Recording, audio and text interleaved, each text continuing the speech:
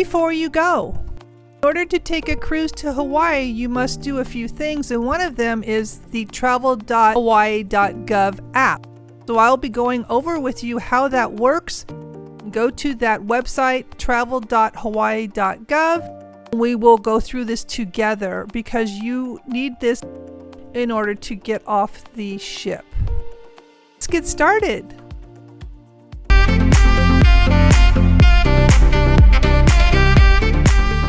Welcome back to my channel. I'm Bonnie, and for those of you new here, nice to meet you. Well, today I am exploring options about my cruise going to Hawaii and back from Hawaii. I have a cruise coming up January 4th.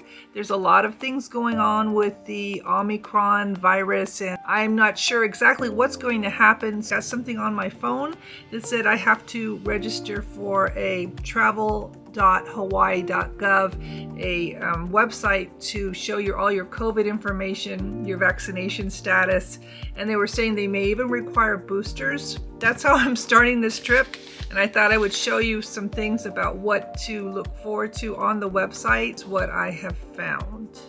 I do all things cruise travels, cruise destinations, and extend your cruise ideas, because sometimes I like to take a trip and extend my trip to other places. For Hawaii, you need to go on to the Hawaiian website there. It's called, again, travel.hawaii.gov, or you can visit the hawaiicovid19.com travel FAQs, and they will give you all kinds of information. Some may say I'm crazy because why would I want to do this? Well, I booked this a long time ago and I feel comfortable, and not only that, I'm celebrating that I just retired. So this is a big cruise for me, and I really would like to take it. And I'm not being selfish, I don't think. I just feel like it should be all right. The travel form, so far they've had me put my phone number, and then I had to verify it again with an email that a text that they sent me, and I'm verifying my street address and that I'm a visitor.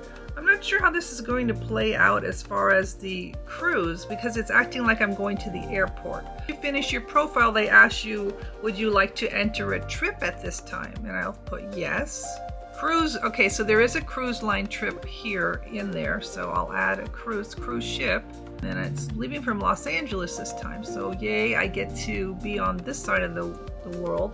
All right, so you put in your passport number and the reason why you're entering. It's just you are a passenger. It's weird because, I booked this. First it was an Alaska cruise that canceled because of COVID, and then it was another Alaska cruise that canceled because of COVID, and then I booked this Hawaiian cruise. I don't know, I'm hearing mixed reactions about crew members getting COVID, and then how they're not letting people into certain things, and then we don't know what Hawaii is going to do, so we'll see what happens here. I feel safe when I was on board. I have had my vaccinations and my booster, and I don't really hang out in places that are super crowded, and I keep my distance, so I don't know. We'll see what happens. Going to Hawaii and back from Hawaii on a ship. Cruises are worried about this too, so I'm sure that if there's any change, they'll let me know. The name of the ship, where it's departing from, the arrival date into Hawaii, where you're traveling to, and your driver's license number, if that's what you're doing, or your passport number, because since it's the US, you can use your driver's license number, your location, are you traveling with anybody under 18, and then now you submit it. So let's see what happens here. You have to expedite exception from quarantine. So ship passengers upload a negative COVID test result taken on the cruise ship while traveling to Hawaii. You can upload a picture of your COVID vaccination card or link a digital health pass to represent a negative COVID test or proof of vaccination. This is with some type of common pass. It's an app, I think. So there's a section on here. There's a vaccine exception. Obviously, in the 4 days that I'm going to be on board to get there, things could change. So we're probably going to be tested on board. They said here in this important notice they just gave me yesterday, they said that they have been advised by the state of Hawaii there's a possibility that entry requirements could be modified. Modifications could include a COVID-19 booster requirement of 14 days prior to arrival. That's fine for me. I got it a few months ago. Or additional COVID-19 entrance testing regardless of your vaccine status. If you are getting value out of this video, please make sure that you hit that like button. It helps out my channel and I would really appreciate that. Thank you so much. If the state of Hawaii revises its protocol, Princess will work to minimize disruptions to your experience and communicate the best information available. Now you just, like I say, you just have to kind of roll with these things. It's kind of crazy times. Documents upload. So let's see how that works. Vaccination card, I have it in a plastic thing that I always keep it in. And I guess I will be taking a picture of it. There's a few things you can do. There's a apply for exemption or exception from quarantine, and it talks about the vaccination exception, and then it talks about a health questionnaire and daily check-ins. I believe that the way that it talks here, it sounds like it says cruise ship passengers upload a negative COVID test results while on the ship. Upload a picture of your vaccination card. If you scroll down on that vaccine exception,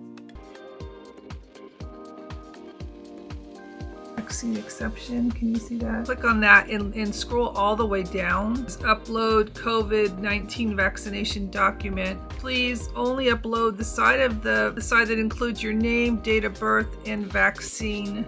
So see how it has the two sides? They only want the front side. Legal document and authorization to release and disclose COVID vaccination information. These types of things, you can't be in a hurry and you can't get freaked out because you have to take your time. It's very methodical. As I'm sitting here figuring this out, I just want to say I hope everyone has a happy new year and hope our travel days get better from this. Going through this to show you what you would need to go through. So allow a good 20 minutes for this. So again, you upload your vaccination card. You go to the vaccination icon on the travel.hawaii.gov, and then you've already filled in your trip information. So you select your trip, you select who the traveler, put in your vaccine type, what brand, the date of the first dose, the date of the second dose, where you had it done. You choose a file. I chose my phone. I took a picture of it, and then I went and read all this information about disclosure, and they want to know who did it, what's your doctor, or where you had this done. And then if you're signing on behalf of a minor, you would say yes, say you've read this, you sign it, and then you're going to do an accept signature. Kind of reminds me of this summer in July, I went to St. Martin and I had to kind of go through something similar, but I had to upload a PCR test. And then I had to wait 24 hours for a QR code. So I think this is similar to that. Constitutes a criminal offense if it's falsified. They have this whole authorization to release vaccination information. I agree and I understand, and this is legal and da da da da da. And it's uploading. It worked.